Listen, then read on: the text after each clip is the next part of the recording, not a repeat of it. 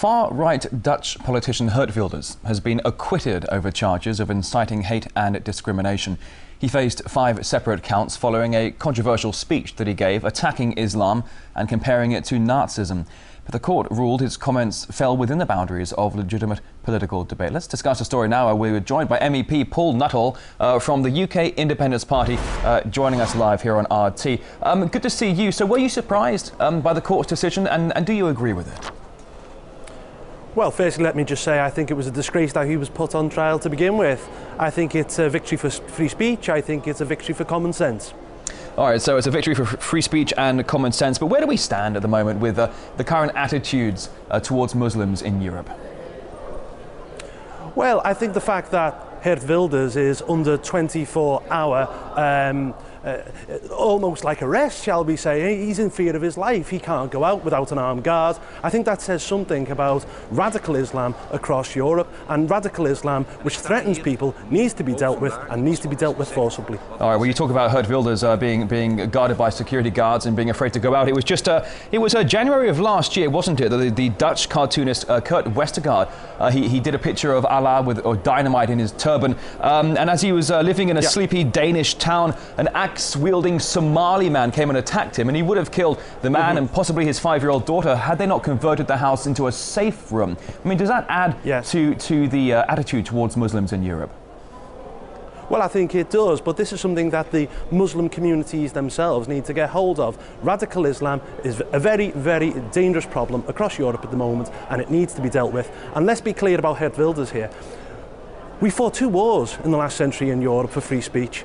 Free speech is something that we should be happy about. It's something which we should protect. And the acquittal of Geert Wilders is a victory for free speech, and it's a victory for common sense. All right, now meantime, the British Prime Minister has criticised state multiculturalism for radicalising Muslims and provoking terrorism. This while the German Chancellor said it had simply failed in her country. What do you make of that? Has multiculturalism failed, and is it a matter of integration?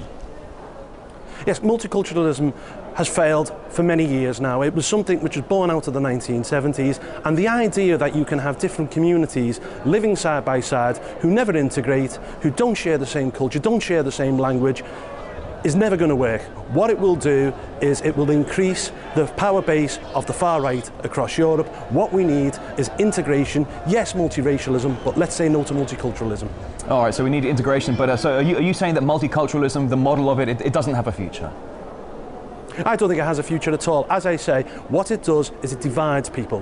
What it does is it doesn't allow people to integrate. What we need are people sharing the same language, sharing the same values, getting to know each other, and unfortunately multicultural divides people. It doesn't bring people together. Now, I've been seeing stories recently. Some clothes shops in England have been covering up some of their models, the pictures of them in window shops, trying to make them be more covered with clothing, so not to offend Muslims in the neighbourhoods. What do you make of that? Well, I'm opposed to it. I mean, look, when in Rome, you play by Rome's rules.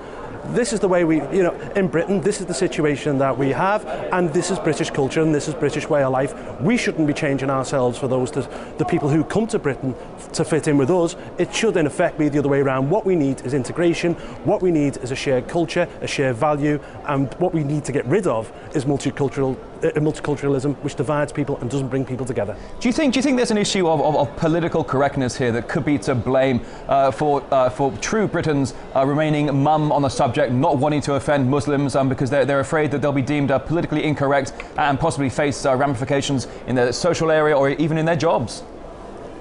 Well, of course, political correctness is a massive problem in Britain, but it's also a problem across Europe as well. I mean, think about it. Where is the liberal outrage with respect to the Geert Wilders trial? If you turn this on its head and it was a Muslim politician criticising Christianity and was then put on trial, there would be liberal outrage from the establishment right across Europe.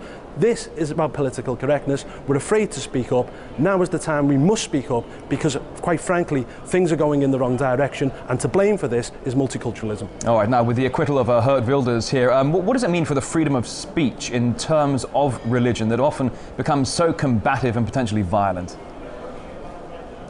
Well, look, what Geert Wilders did was criticise as such the religion. He didn't criticise Muslims as people, and I think that played a big part in his acquittal. We need to be able to speak freely. We need to be able to criticise other religions, because very often progress is made through free speech. So I think it's a great day for free speech. I think it's a great day for common sense right across Europe.